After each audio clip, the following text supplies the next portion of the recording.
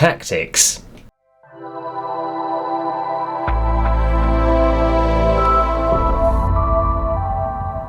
It's been a while since we put out a talking tactics video, so we thought we would go back to basics and show off a new toy. We're going to split this one into two parts then, and as always it's all time-stamped, so you do you. First up, we're going to go back over some of the basics. We're going to talk the 5 channels, symmetry versus asymmetry, the essentials when it comes to the in possession and out of possession tabs, and why the in transition tab is probably the most important and overlooked of the 3. We'll also talk about how you can quickly identify incompatible roles in your tactics, and then in part 2 of the video we're going to step through the most commonly observed goals, at least from our perspective that is, in FM24, and I guess then what tactical setups might help you exploit the game's more effective attacking strategies. But why put such a helpful video out for FM24 when FM25 is right around the corner, I hear you ask? Chiefly it's because we want to be able to compare the old game with the new. The jump from FM24's game engine to FM25's is likely to be the most seismic, and if this, which was shared by Sorted Out SI in a recent post on social media, is anything to go by, we're in for a significant overhaul when it comes to tactics. We also think though that the new game isn't going to be the most palatable for everyone, so if you are sticking with FM24, for the short term at least, that's fair enough, and this video should stand you in very good stead. Before we get going though, as soon as FM25 news breaks, and we're pretty sure that an FM25 feature reveal roadmap is right around the corner from Sports Interactive, and we will be putting our reactions and all the news as it comes on our channel, so well, yeah, do that. Right then, let's get stuck in. Okay, so we're starting off with the 5 channels, and I've crudely drawn on my tactics board, which I've got from Forza by the way. No affiliation, but we do recommend, it's quite snazzy. Yeah, the 5 are here, drawn very badly by myself. So the 5 can be described as essentially starting at the middle, the central channel, then either flank, so the left and right channel, and then your inside left and your inside right channel. And I'm not going to go through the ins and outs of every formation and what it looks like for playing against or with 5 channels in mind, but what you should always be thinking about is that is space on the pitch. And essentially there's always going to be space created in either of these 5 channels, regardless of what formation you're setting up with. If you can't defend against 5 channels, then you're in trouble, and if you can't attack with 5 channels, you're not going to be as effective as you can be. So when you go forwards, let's say you have every single defender on defence here. This is the red formation is a 4-3-3. You've got somebody in the very fast channel there. You've got somebody in this middle channel. You could probably say that these 2 could play as advanced playmakers and move into the channels. So you've got 3 and 4 and 5 all wrapped up. So that's very good. On the return, you'd want these guys to probably split out and not mark this middle guy, and that's where your defensive midfielder is going to have to sit back. So 4-3-3 is a good example of a well-balanced formation when it comes to exploiting and defending against the 5 channels. But if you don't have a whiteboard, how can you be sure you are using the 5 channels well in FM itself? So a super quick way then of you seeing the 5 channels is to head to your tactics tab and hit this analysis button here, top right of your tactic, and you will see this 5 by whatever it is 6 grid, if you disclude the goalkeeper, and you'll have your centre, and then either side of centre, and then either flank is where the channels that I'm talking about are. One other view that you can then pick if you so wish, if you go to the data hub, I know not a lot of people do this, but go to team and then go to shots, and you will see, I think if you group these 2 together on either side, you will see these 5 channels once again represented. And then the very interesting thing I think is then if you look at the very bottom of your page, you should have a default kind of all comps including friendlies button ticked at the top right. You'll be able to calculate what your average shot is worth in XG. Now I've got 52 goals from 400 shots so far this season. I will work out that I've got a .125-ish XG per shot. Next, we're going to be talking about symmetry versus asymmetry. What I have on the board here is a slightly more rudimental 5-2-3 formation. So not the 5-2-2-1 that we know and love at FM Immortal, but one that has kind of a deep lying playmaker and a ball-winning midfielder in the middle, and that's it. And then kind of your 3 at the front as if it was a 4-3-3, but of course you've got the 3 at the back and the wing backs. Now this is a symmetrical formation. You've got a little bit of asymmetry here with somebody slightly further forward. Maybe you might see something more like that where they're both in the defensive midfielder slot, and that actually is one of the more common tactics you'll come up against versus AI in Football Manager. But what we're here to talk about is the power of asymmetry, but also the weakness. So we'll jump back into the game to talk about the weakness. For this one, we're going to be talking about the power. And if you know the roles that go together well, so your use of wing backs and wing forwards, I would say, are the biggest ones, because you don't want to duplicate in the 5 channels that we spoke about.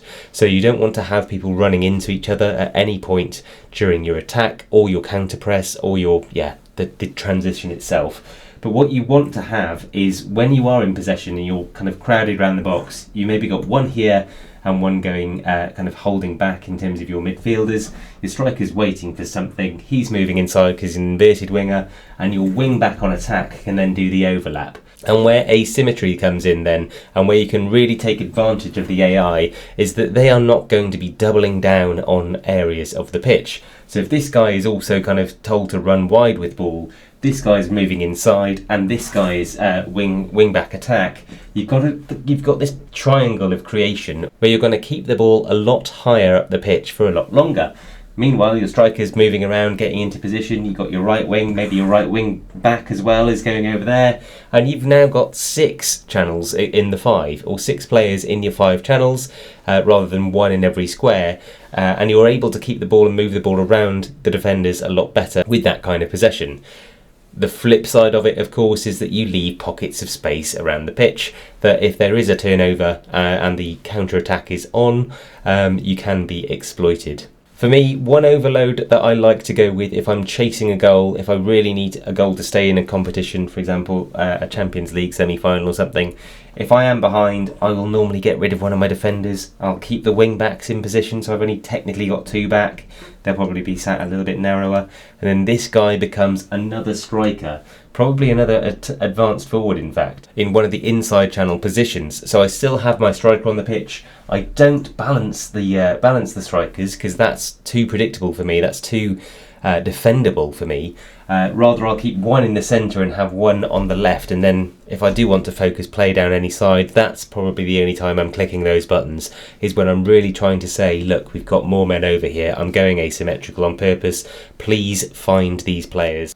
Okay, so let's next look at the in possession and in transition and out of possession tabs. We'll do in transition last because, as we mentioned, it is probably the most overlooked and probably the most important.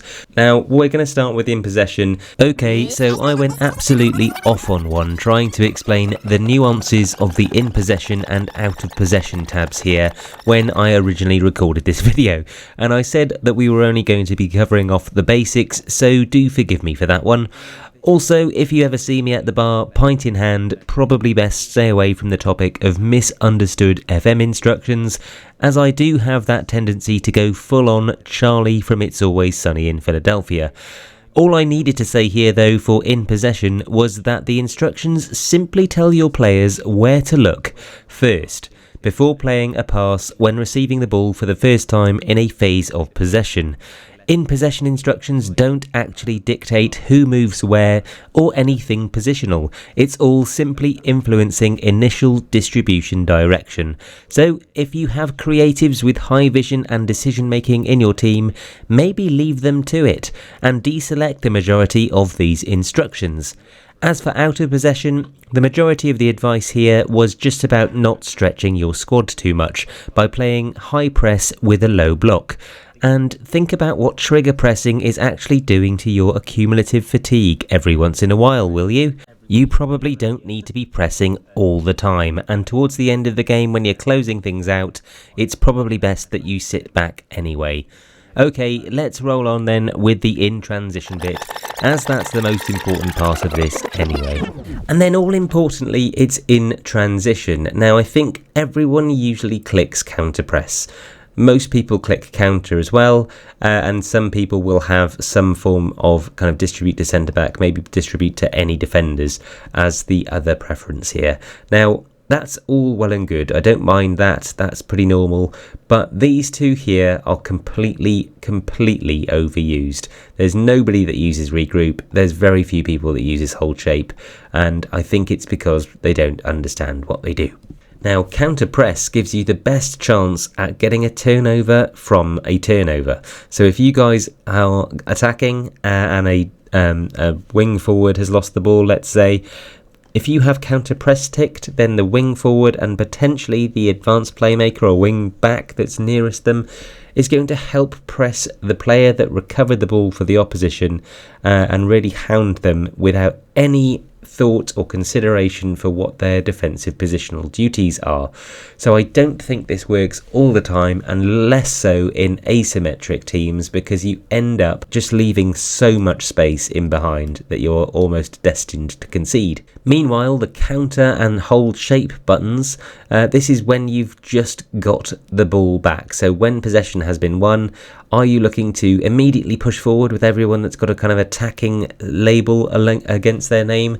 Or are you looking to just hold still and keep the ball? This is actually so underused, because in terms of retention and possession, which can help you see out a game even if you're 1-0 up, this here, I think, does more for your team than any kind of instructions on the in possession tab does.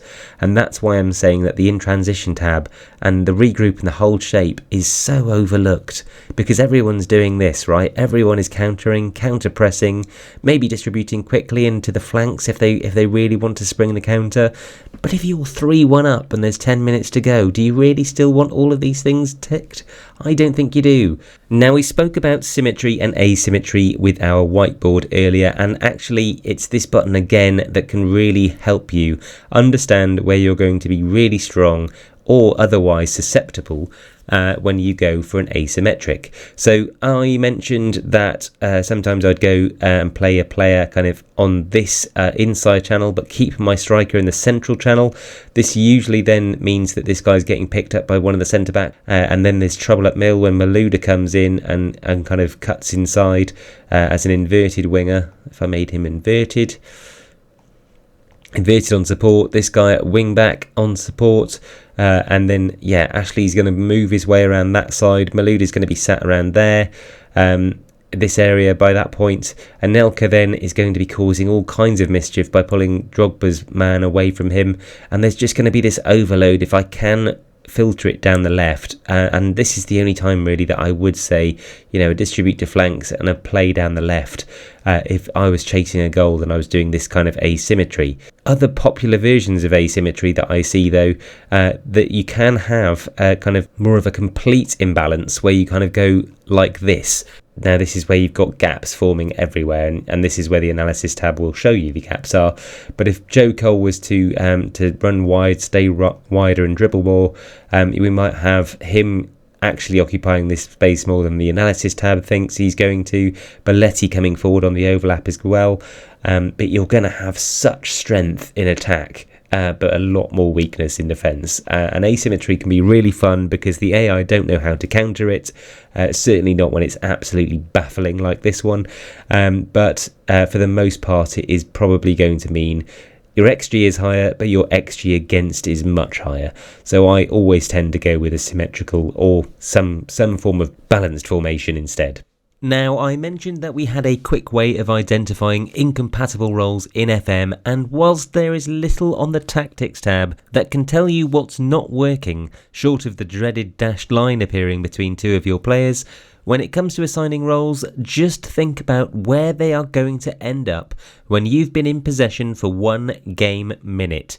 For instance, wingers and wingbacks are going to be bumping into each other on the flank. Likewise, inverted fullbacks and inside forwards are going to try to exploit the same channel, and inverted wingers and metzalas should expect to see each other on the corner of the opposition penalty area quite often. As for the centre of the pitch though, a roaming playmaker and a deep-lying playmaker are likely to occupy the same space at least 1/3 of the time actually, and to some degree a libero and a deep-lying playmaker in the DM position are being asked to do exactly the same thing at this point. I don't think a cheat sheet actually exists for this yet. We have tried to scour the forums and the internet for FM content, so FM Immortal will bring you the best stab at one, and if you think of anything that should be added to this list then please let us know down in the comments and we will oblige. That's going to do it for part 1 of this video then folks. Remember, we've got part 2 on the way where we're going to be talking about FM's most modal goals, and we will be getting the whiteboard back out for that one, so it should be fun. Loads more content on the way after that as well, including all the FM25 news we're expecting to break in the coming days, so do hit the subscribe button my friends, and until next time, adios.